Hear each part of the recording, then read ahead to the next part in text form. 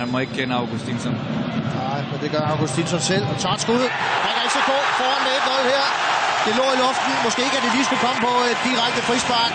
Men det lå i luften af FC København arbejder sig frem til en føring. Og den er altså en kendskærning her midtvejs i første halvleg. Sparketeknik, det ved vi, han har.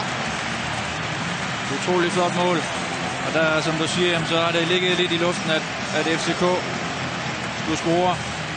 Man kan måske være det fra at sige, jamen, hvis de ikke kunne spille sig frem til de store chancer, jamen, så var det på en dødbold, at de skulle komme foran. Og den lå lige i Augustinsson land.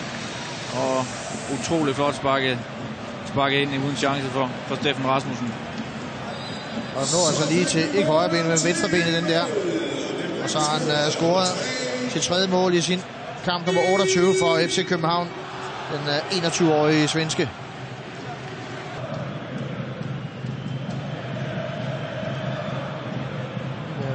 God tur, Alexander Julens fremragende tur, og udligning af AGF. En højre bak, der lige siger, jeg vil også godt være med, og det er altså fremragende lavet. Det er godt lavet, men også afleveringen fra Kim Aabæk er lige præcis derfor, at de er så glade for ham i Aarhus. Alexander Julsen tager bolden op, kan ikke rigtig finde nogen at spille, forsøger så at gå igennem selv, men bliver taklet. William Kvist, tror jeg det var. Bolden ender ved Aabæk, som så opfatter situationen meget hurtigt og lægger afleveringen lige, hvor den skal. Men det hele starter altså med, at Alexander Juhl, han siger, jeg vil godt lege lidt med her. Sanka kommer for sent, det samme gør Stefan Andersen selvfølgelig. Den aflevering der, lige mellem benene på Antonsen.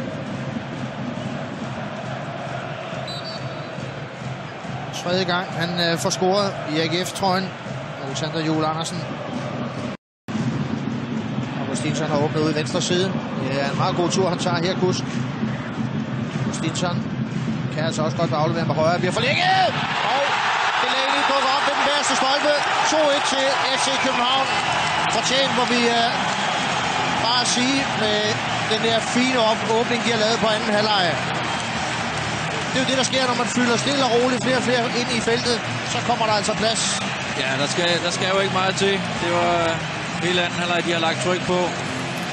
Og et indlæg fra Augustinsson, som bliver forlænget videre. Delaney fortsætter sit løb ind i feltet. Man kan se, at han løber lidt i ryggen på, jeg tror det er på Danny Olsen, som overlader ham måske til Jønsson, uden at kommunikere det videre til Jønsson.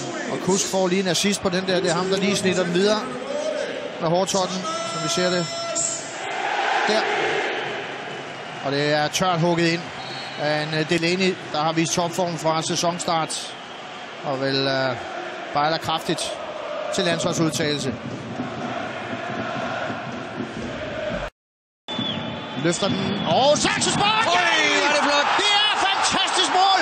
Og han har altså lavet sådan lidt før mod FC København. Det var for FC Nordsjælland. Det er jo mærkværdigt, at det sker igen på den her måde. Det er jo ikke så længe siden, at vi så tilsvarende akrobatik. Den mand skal da have job i et cirkus. Ja, et fodboldcirkus. Det er da fantastisk scoring. Altså, hvad er sandsynligheden for, at du laver 2 mål i din karriere på straffe eller på saksespark? Mod din gamle klub. Mod din gamle klub. Den er ikke ret stor, men det er, undskyld mig, fandme flot mål, det der. Morten Nordstrand. Sådan gør man det. Sådan lukker man lige gabet.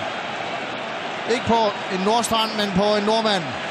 Men det var det, vi sagde. Var AGF kun bagud med 1 mål til sidst, så kan alt ske. Men det er så... Jeg kan garantere for, at lige så snart onside starter, så gør vi, hvad vi kan, for at vi kan vise det mål, han lavede tilsvarende ude i Farm Park. Det er...